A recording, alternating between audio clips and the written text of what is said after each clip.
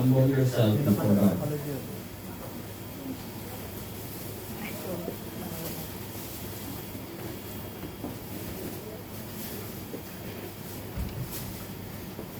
That's it here. It's a verse 5. Sabi ng God opposes the proud. God opposes the proud. But shows favor to the humble.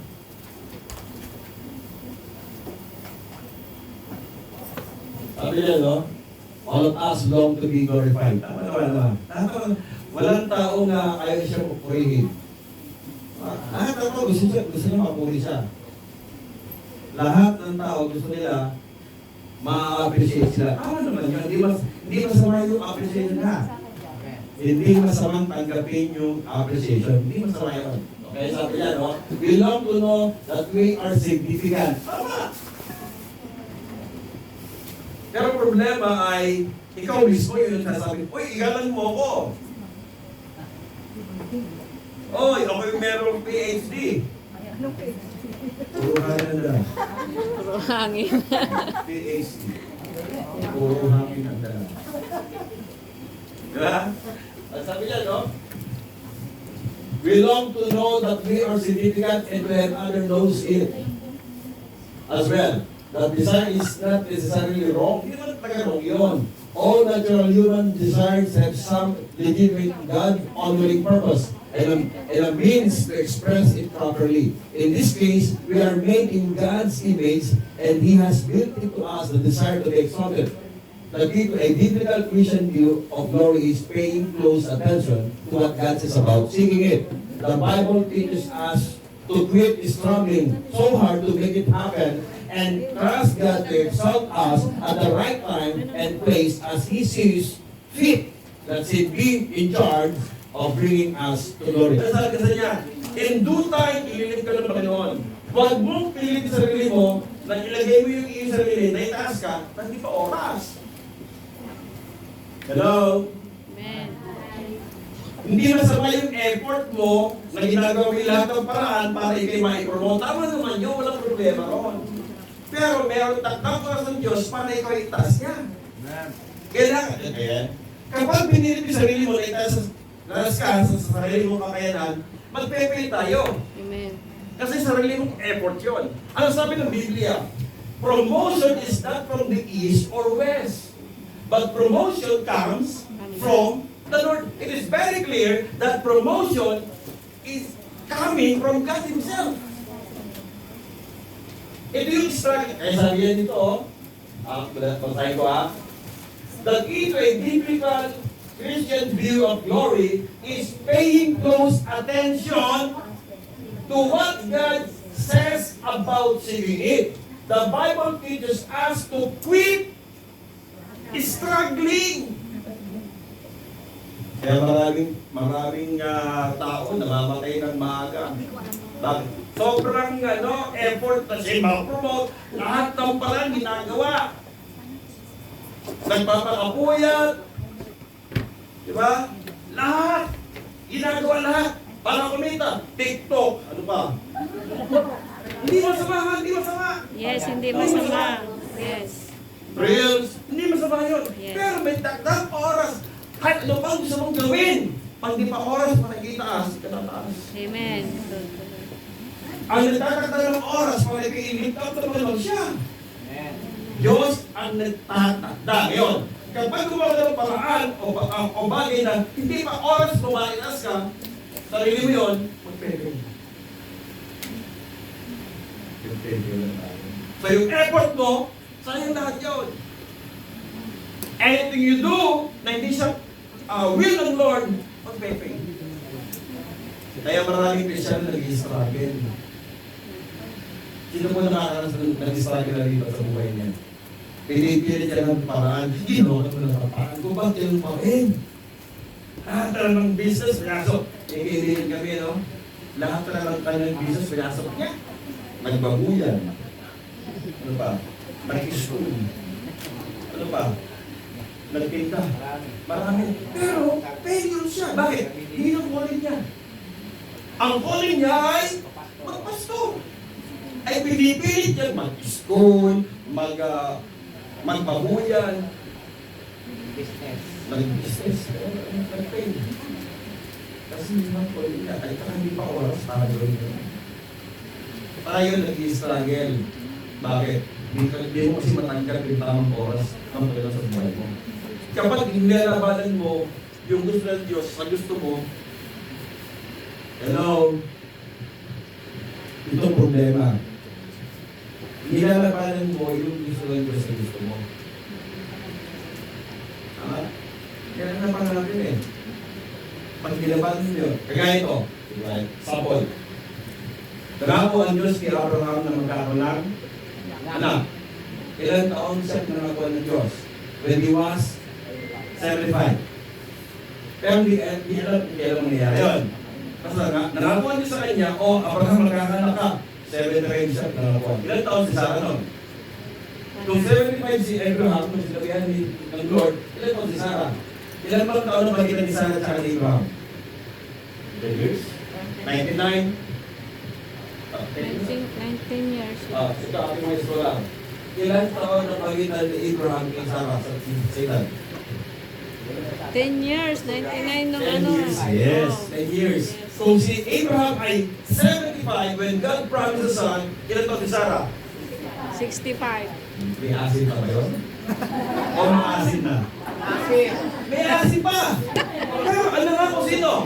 Ang Panginoon. Yun, ito problema. Hawakin sa akin, yun. Ito yung naging decision sa inyo. Tuti sa nangyayari pag naghihintay ka. Dalawang bagay po ang nangyayari kapag naghihintay ka. Una, mainit. Ikalawa, ma-excite. Saan ka doon? Hindi na ganun nangyayari. Kapag matagal na kaya gagawin mo, gagawa ka ng paraan sa sarili mong kakailan, na umasenso ko, umangat ka, kasi lagi kayo, hindi pa kasi takbang oras na ibigay ng Diyos. Ano nangyari kay Abraham? Sabi ni Sarah, Hagar, nalagyan mo ng asawa ko? Katapiasan mo ni Abraham, masunod. Masunod yung asawa, mabait. Oo. Ano nangyari? Anong bunga? Ishmael. Tanong, yung ba ang promise son para kay Sarah? Hindi. Ano nangyari kay Israel? Naging kalaban ng Israel. Si Ishmael. Kung walang Ishmael, Wala. walang kalaban. Minsan, tayo gumagawa ng kalaban ng buhay natin. Haya. Gumawa ng sarili mo ito.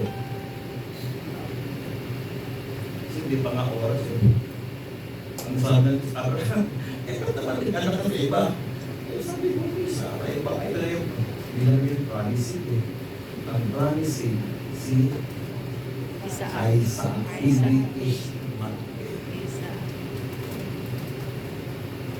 Ayan, quit struggling. Mag-quit ka ng struggling para ito'y umangat. Kasi may taktak para sa Diyos para iangat ka. Naniniwala tayo, ang Diyos, kapag nagpasat sa Diyos, may takdang oras na ikaw ay i-lift up, nagpapalain, iaangat ng ating Diyos. Ang kailangan lamang, ipasapok mo yung sarili mo sa kalooban ng Panginoon. Amen? Amen. O walang struggle dapat ha. Huwag mong pilitin. Hindi pilit mo. Lagi ko yung laro ng bata, yung tapos ko na may mga shapes. Kung ikaw ay square, huwag mo ipilit sa sarili mo sa circle. Masisira yun. Pinipilit kasi natin na isasaya ang sarili na hindi na iyong posisyon. Ano mangyayari? Subukan mong ipilit yung square sa star. Kaya sahin mo, hindi masisira. Parehas masisira. Magkakabis ka, makakapisan ka, pati yung star, pilit mo, pasak yun. What is happening sa mga tao pinipilit na dahil hindi na mga oras. Again, sabi niya no, quit so hard to make it happen. Alam niyo, hindi siya sabi yan. And trust God to exalt us at the right time and place as He sees fit. alam niya kung saan mag-quit. Amen? Amen. O, huwag masyadong, hindi masama yung effort ha. Hindi masama yun. Hindi masama yung kayo mag-extra income. Hindi masama yun. Pero kung accept kayo yung iyong kalusugan, isipin mo naman yun. Kaka sobrang dami ng pera, hindi ka na makakaaral. Sobrang dami na ng pera mo, yung mga kamay mo, mga paa mo, hindi nagigilit na. Hindi mo na mahawakan yung pera. Hindi masama. Don't misinterpret me. May tamang oras. Tatasa ng Diyos. Tama? Okay. Quick struggling, so hard. Okay. As used in the scripture. Okay. Kaya, okay. Sabi dyan, as used in the scripture, humility does not mean weakness or self-hatred. It means a proper appreciation of how we are in relationship to God. It means strength under control. Sabi ni C.S. Lewis, humility is not thinking less of yourself, but thinking of yourself less. Bigyan natin. Humility is not thinking less. Hindi ka mag-isip ng konti. Of yourself. Huwag mong mamalit sa sarili mo. Yun na ibig sabihin yan. But thinking yourself less. Magpapakumbaba ka. Hindi kasi hindi yung, gay ka ako, hindi pa ako inakula siya ako. Hindi ka doon. Wala akong alam sa mundo ito. Hindi ganon. Sabi niya, no? Hindi ko siya not thinking less of yourself, but thinking of yourself less. Peter reminds us that we are to humbling ourselves into the mighty hands of God. There are similar verses in the scriptures, sabi ng Proverbs 3:34, surely He, God, scorns the scornful, but gives grace to the humble. Galing sa book of Proverbs, sabi lang ng James chapter 4 verse 6, God opposes the proud, but shows favor to the humble. Thus pride will always brings us to destruction, but humility exalts us to glory. So, pride always brings us to destruction. Ano nangyari kay Lucifer? Sino ba si Lucifer? Pangit ba yung pangalan Lucifer? Hindi. Ang ibig sabihin ng Lucifer, the bright and morning star. The dawn. Ito yung ibig sabihin yan. Hindi masama yung Lucifer. Ang ibig sabihin yan, the dawn. Yung bukang liwayway. But, ang sabi niya, I will exalt myself above God. Inaakin niya yung tulong di kanya. What happened? Pride comes before destruction. So ano magandang posisyon ngayon? Yung pinakamababa, tanong, kaya?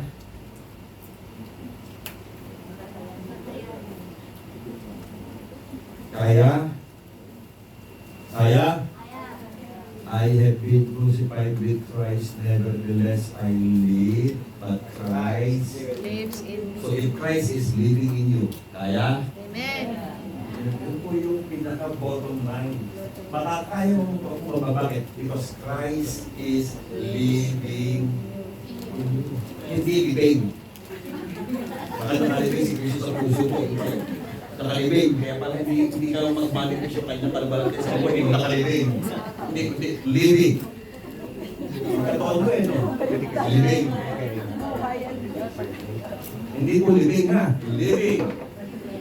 Christ living in you. And the life which now I live in the faith of the Son of God who loves me and gave Himself.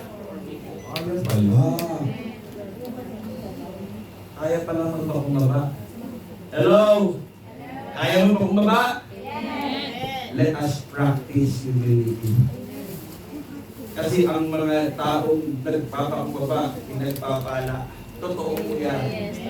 Again, sabi niya, God opposes the proud, but shows favor to the humble. Okay? Understanding 1 Peter 5, 1 to 4. Kasi bakit? Sabi kasi sa verse 5, in the same way. Bakit in the same way? Okay? So, may ating mga expert din, yung dalawang yan, mga ano po yan, nagtuturo po ng Greek tsaka Hebrew yan. Oo. Lalo po yung isang nakabarong. Okay, sabi yan, in the same way, in verse 5, what does it mean? Kasi, magsisimula ka ng paragraph, in the same way. Di ba? Magsisimula ka ng paragraph eh. Sa Bible po kasi ito. Di ba? Kapag yung verse ay nakapasok, ibig sabihin, pasimula ng panibagong paragraph, naka-indent, kumbaga. Yung verse 5 ay naka-indent. Pero sabi niya, in the same way. So, we need to explore ano yung ibig sabihin ng in the same way. Sabi diyan. Notice that the Apostle Peter is encouraging the elders of the church to be a real shepherd over God's flock. For when they do this, they will receive reward from the chief shepherd. This is a specific instruction to every elder of the church of pastor to lead the flock of God willingly and with respect. And this kind of service can be done through humility. Yun yung verses 1 to 4. Tungkol sa mga elders. Sinasabihan ni Peter, kayo mga namumuno sa church, kayo mga leader, magpakumbaba kayo. Magrespetuhan kayo. Magrespetuhan kayo. Kayong mga namumuna, kayong mga leader sa church, kayong may mga ministry sa church, magrespetuhan kayo. Sabi yan. And the apostle is encouraging his readers in verse 5 to do the same. Ito tanong, sino naman yung sinasabihin niya yan? Yung sabi in the same way. Yung kanyang readers, yung mga bumabasa ng kanyang sulat, kagaya mo, kagaya ko, bumabasa tayo ng 1 Peter. So, ibig sabihin, concern si Peter, hindi lamang sa mga pastors, hindi lamang sa mga leaders, hindi lamang sa mga ministry head na magpakumbaba, kundi lahat ng miyembro. In the same way. Kagaya rin nila. Ito kasi problema. Naka-label na kasi sa mga pastor na dapat magpakumbaba ang pastor. Dapat tayo mga leader magpakumbaba. Para bang nakatag na. Pag ikaw ay leader, dapat magpakumbaba ka. Pag ikaw ay leader, dapat iduutusan ka. Okay lang naman yun. Ibang problema. Nakatag na yun. Kaya ginagawin ng ibang miyembro naman, pastor naman yun eh. Pastor naman yun eh. Okay sa kanila. Wala akong problema doon. Pero, ang natututo lamang, hindi leader lamang, ay pati mga miyembro. Kapag dumating yung oras sa ilip ng Panginoon, hindi, wala silang natutunan. Hello? Amen. Kaya sabi ni Pedro yan, in the same way. Ganun din. So he is not only concerned for the leaders of the church, he is concerned to the whole congregation. Hello? Si Kristo man nagpakumbaba eh. Pansin niyo, si Kristo nagpakumbaba. From heaven, you came from heaven to earth to show the way from the earth to the cross. My death to pay, from the cross to the grave, from the grave to the sky. Lord, I live today. From heaven to earth. Si John, the baptizer, sabi niya, he must increase, I must. Alam nila. Tapos tayo, hindi no? Si Kristo nga yung creator ng heavens and earth, ay pakumba. Tapos yung mga miyembro, hindi. Tama? Kung nagpapumaba si Kristo, yung pinaka-chief shepherd, nagpapumaba. Tapos yung mga under shepherd, nagpapumaba. Tapos yung mga leader, nagpapumaba. Down to the members of the church. Kapag ang buong kongregasyon, kasama yung mga leaders, ay marunong magrespetuhan. Hallelujah. Yes. Ang ganda ng Napakaganda flow. person. Yes. Ang ganda Amen. ng flow. Hallelujah. Glory to God. Baka makanta yung, Mama, kayo po ba si San Pedro? Baka kantahin mo na yun. Bakit? So, sobrang ganda na nangyayari sa mga church. Pag sabihin mo, Ali, nasa langit na pa. Diba? Kapag merong respetuhan, okay? Listen, kapag merong mutual respect, mangyayari yon. Amen. Kapag merong mutual respect, ginagalang siya, ginagalang mo sila, galangan. Kapag may ganyung galangan, walang nag-aaway. Yes. Napaka-smooth na ang mangyayari sa loob ng iglesia. Para lang sa langit na ako, Mama, ay po ba siya? Si San Pedro.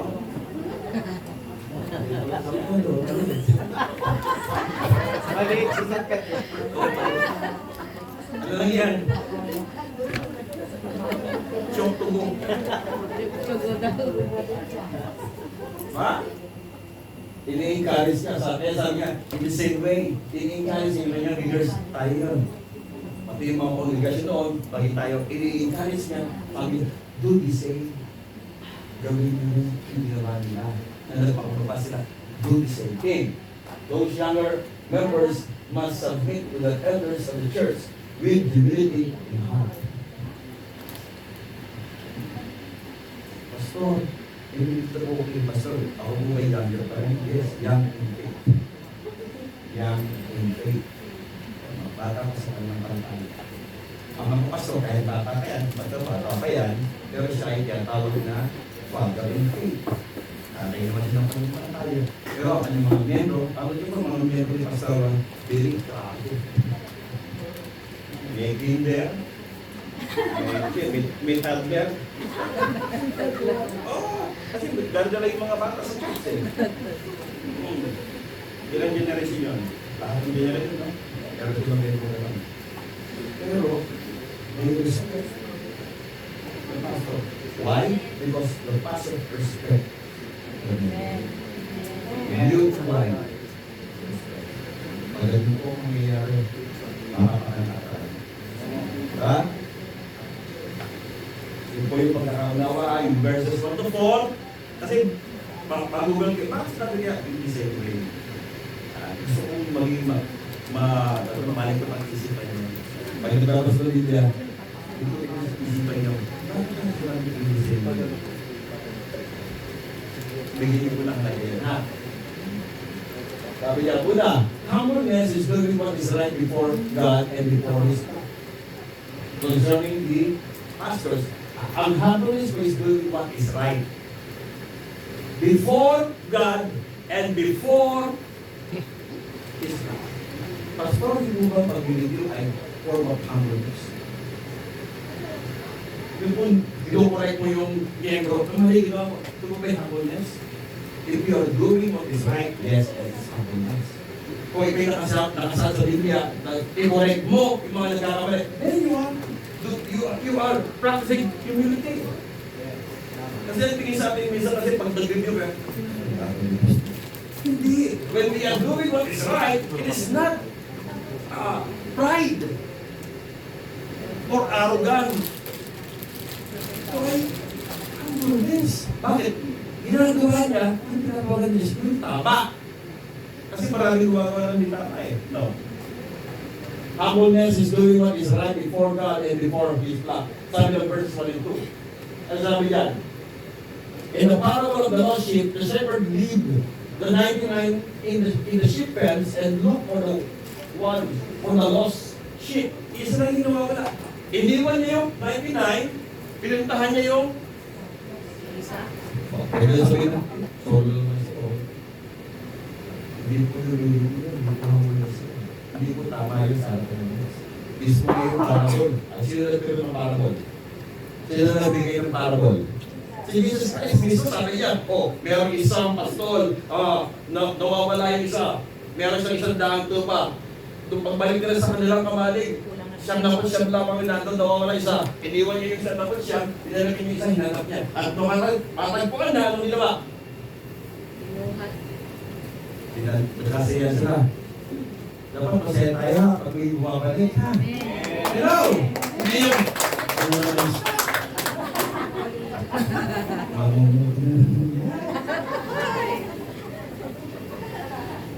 Kapag may bumalik! Yes. Amen. Nakabalik siya sa Panginoon. Hindi yung... Ay, salamat. Kasama ng ulo niya.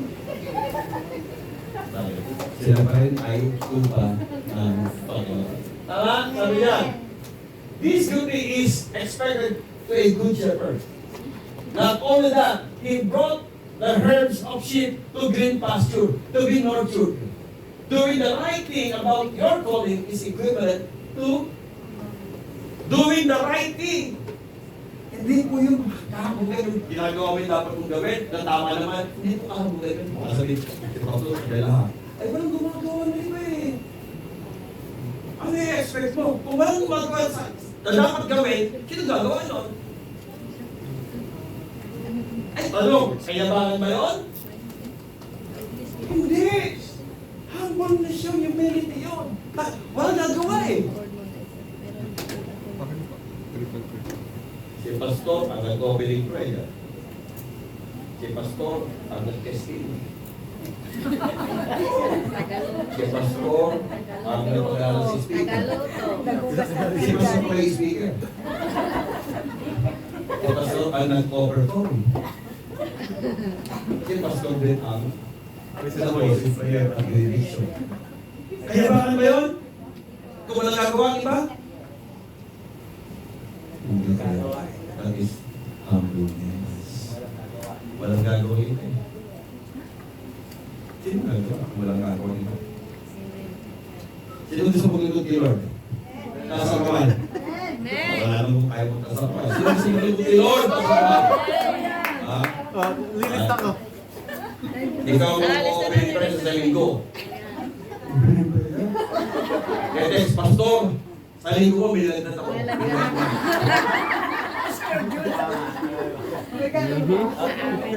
Napaka-central na opening prayer, bilagdat. Tapos sabi mo, I want to serve the Lord. Hindi rin kalagdat. Nakasign sa linggo opening prayer. Pastora, hindi ko makakating bilagdat ko. Pero Monday pa lang yun, Monday pa. Nag-text. Pastora, hindi ko makakating sa linggo. Ako ba bilagdat? Ini-schedule lang. Ha? Sabi niya, many misunderstood what to be a shepherd. They thought they will be served by the congregation. Hindi. Ano sabi ni Cristo? I came not to be served, but to serve. Ito pinapili ka mo sa amin, sa mga pastors, sa mga leaders. No, sa lahat. Kaya sabi niya, in the same way. Okay? Sabi niya, true shepherd may be serving your congregate, regardless of your status in life.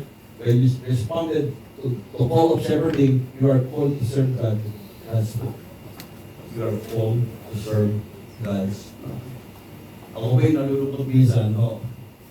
I experienced this, minsan pastor na turo, sabi nung pastor, pagkatapos mo turo, dapat may soup, dapat pinagmamasahe. Wow. Hindi naman masama siguro, no? Pero yung mag-over the back of the lamp, ng walling mo, hindi mali naman dapat yun. Okay. Si Cristo kasi ay nalingkod, hindi pinagingkuran. Amen. Okay? So number one, humbleness is doing what is right before God and before His flock. Pangalawa, sabi niyan. Basa. Humbleness.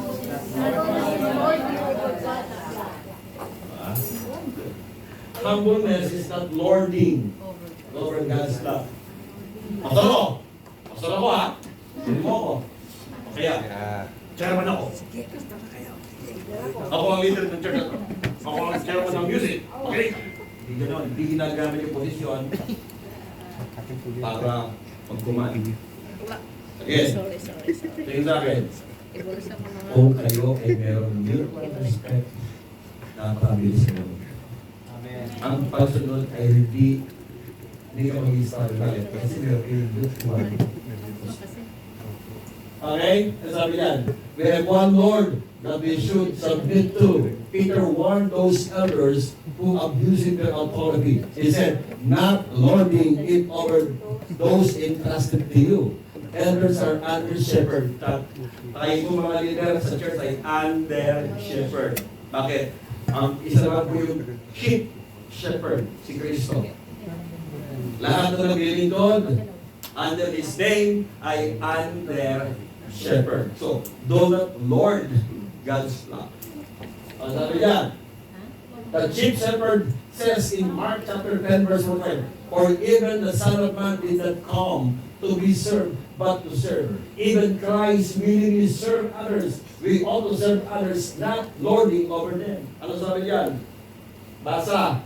A leader is like a shepherd. He stays behind the flock, letting the most single go ahead, whereupon the others follow, not realizing that all along they are being directed from behind. There are people behind. Minsan po kasi, nakakalungkot ito eh. Minsan pagkainan, nauuna yung iba. Yung member na ako, wala yun kasi. That is, ito po yung nasabi ng Panginoon dito, no? Yan, di ba, papansinan? We are always behind. Magamat leader tayo, but we are always behind. Yeah. Not in front. We are servant, leader. Amen. Hindi po tayo leader, servant. Tayo po ay servant, leader. Okay? Basta pa. It is the duty of a good shepherd to share, not to steal his sheep. Ano ba yung share? Ano yung share? Sa kasyon naman ng kasyon. Hindi po yun. Ang share, po, iatanggal yung balahibo. Hindi binabalitan. Ang trabaho po ng isang pastor, tiyatanggal niya yung mga wool, yung magiging wool sa kanyang sheep. Di ba? Inaahit siya. Yung wool, hindi binabalatan. Parang shit. Kasi maraming mga miyembro, pinalatan na ng buhay. Yes, totoo yan. Pula ulo, tama pa nagpinahiya. Pula ulo, tama pa nagpinahiya. Tinuturo yung mga, inakuli ka dyan, inakuli ka to. Hindi po ganun lang sinasabi ng Biblia. Amen? Pangatlo, basa. Sino magre-reward sa mga nagpapakumbaba? Sheep, shepherd. Submission is a form of humility. Submission is portrayed as a voluntary act of obedience to God's order and authority. Promise to be rewarded with blessing, protection, and spiritual inheritance. It involves humility, strengthening faith, and fostering peace with reward ranging from divine favor to eternal commendation. Grabe. Ganun pala ang nangyayari, no? Kapag pala yung lagi nagpapakumbaba, laging merong reward ng Diyos. So, piliin natin yun. Kaya sabi niya, humble yourself before God. Is it a request? No! Hindi nilagay sa Diyos tayo magpakumbaba. He is commanding us to humble ourselves. Bakit? Alam niya kasi yung mangyayari pag hindi ka nagpakumbaba. So, palagay mo, yung isang mabuti yung Diyos, ipapahamak ka, at sasabihin sa'yo, huwag ka na magpakumbaba.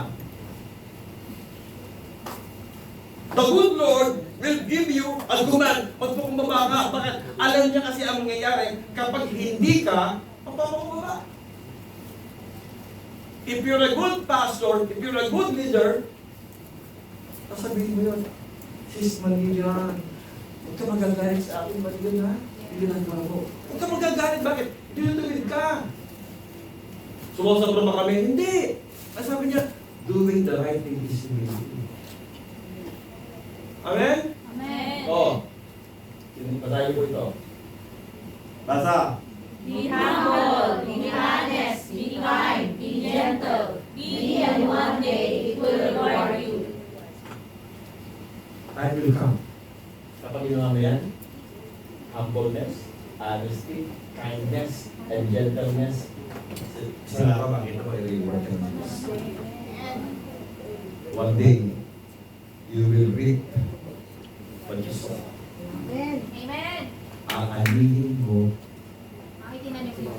kapag inihin mo tayo pangan, aarin ka lang, mas maraming yaman. Amen. Ano eh, Amen. di ba ang mga buto, isang buto lang, naramin mo, tumatami yung bunga. Pag nagtanim ka lang isang bindi ng yabang, ani ka na napakaraming yabang. Pag nagtanim ka lang isang bindi pagpapakumbaba, ano ka na maraming reward. Ano pipiliin mo? Labini. Yaman. Ano? Yaman. Siyempre. Ng Pagpapakumbaba, Lord.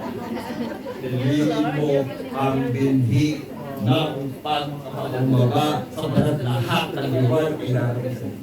Yung yaman, kagaya po ni Solomon, ano hiningi ni Solomon? Pero yung hindi binigay. Yung treasures, binigay sa kanya. Bakit? Dahil kung mabasa Lord, ako gusto mo ng buhay ka tayo. Ano binigay sa kanila ng Diyos? Pati treasures, binigay sa kanya. Yung hindi. Bakit? Nakita ng Diyos yung kanyang puso. Amen? Pang-apat,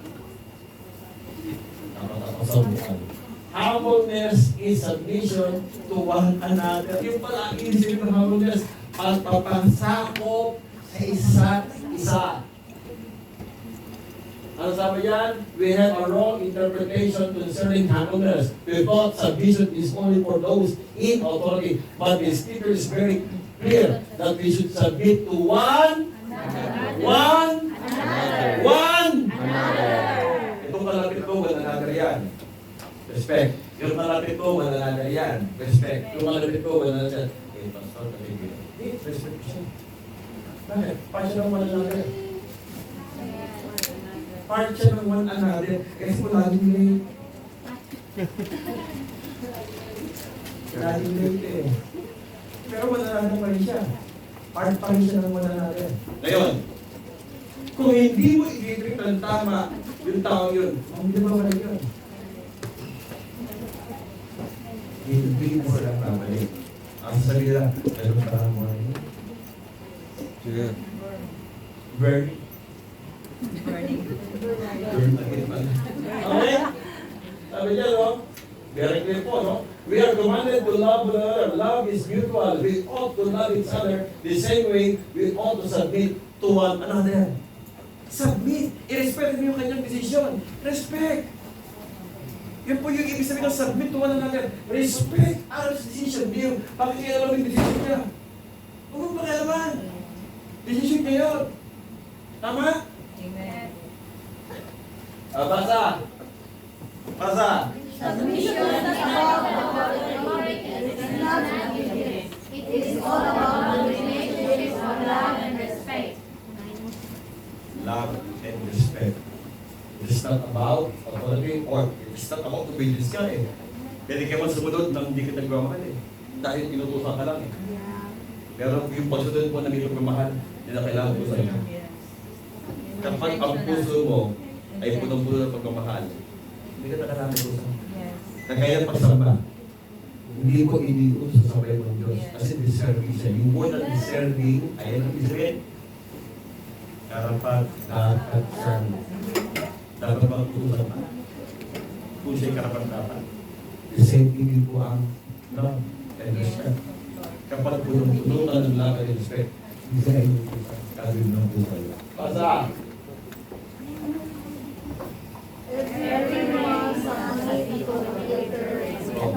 Holy na rin o. Every rain must submit to a greater rain. Every rain. Hindi po ulan ha? Every rain must submit to a greater rain. Marami kasi naghahari ng liha. Leader ako ha, leader. Sa church. When a leader, you must submit to the greater rain. Sino yung greater rain? Hello? Are you listening to me? Yes. Are you still with me? Yes. Don't worry, I'm done. Almost. Pamuli. Asa? Humbleness, continued trust in God alone. Humility begins with trust. Amen. Trust empowers us to relinquish our pride and embrace a posture of humility, acknowledging our need for God's guidance and wisdom. The term humbling yourselves under the mighty hands of God means that you are allowing yourself into God's awesome power, thus being God's blood. We should always put ourselves into the rulership and lordship of the chief shepherd.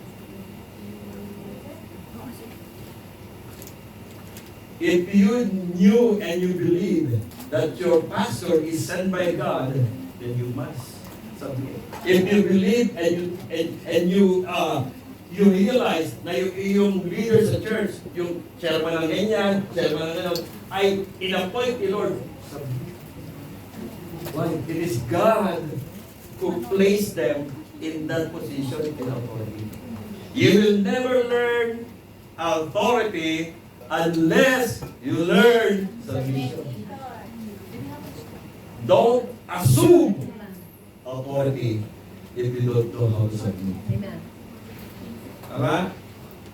Do not assume authority if you don't know how to submit. Okay? Gusto mo ako?